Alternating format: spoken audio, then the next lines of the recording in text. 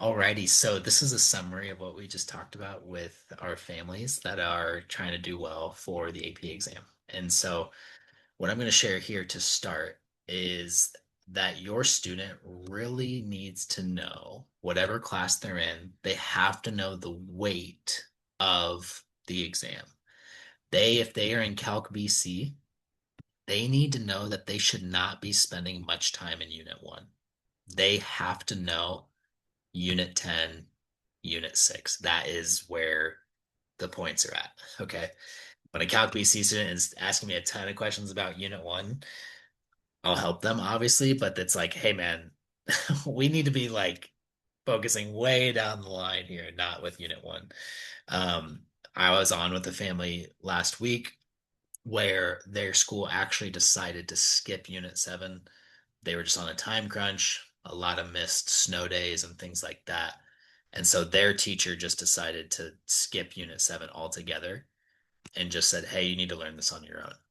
Now, this mom was very frustrated and like flustered about that, but that's actually a really common strategy because Unit 7's pretty disconnected, and you can see it's the least tested unit of all of Calc AB.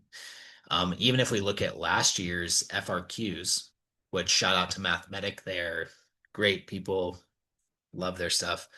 You can see that for 2025, for the FRQs for AB, nothing about Unit 7. Question 2, nothing about Unit 7. Question 3, nothing about 7. 4, no 7. Question 5, no 7. And then question 6, no 7 either. And so a student last year could have gotten away without knowing Unit 7 and still been super successful on the AP exam. And that's just like a small example of why it is so essential to know the weight. Okay. Now, the next thing that's most important, okay, is that this is sometimes the problem with how we teach in America is that we do things like this, okay? So when we give exams at school, we will give a Unit 1 test, then a Unit 2 test, then a Unit 3 test, okay? The issue with that is that as you go by the end of the year, and now you're taking a Unit 7 test, you're taking a Unit 8 test, my students all forgot how to do limits. Okay. They forgot how to do basic derivatives. All right.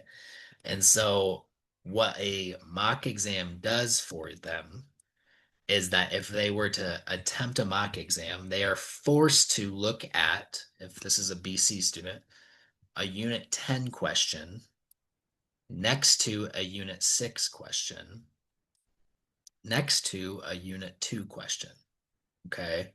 Again, the way that we teach in America, we don't really do cumulative tests throughout the year.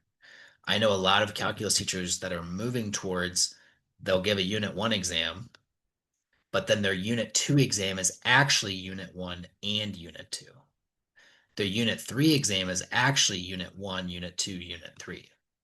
Their Unit 4 exam is actually Unit 1, Unit 2, Unit 3, Unit 4. And it's so that by the time they get to Unit 8, that student has been exposed to all of those units all together all year. Okay. And so instead of just doing unit by unit assessments, especially this time of year, they need to be creating as many exam-like scenarios as possible. And if you've seen any of my videos, it is like preaching, do mock exams, do mock exams.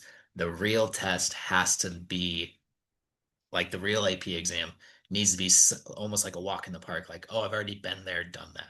I already know what to do. I've already seen. Now I have a Unit 8 question. And right before that, I had a Unit 9 question. Okay. Sorry, that's Unit 10. And then right before that, I had a Unit 6 question. And so what your student really needs to do is create the scenarios where they're not just studying unit by unit, but all of the units together. Okay.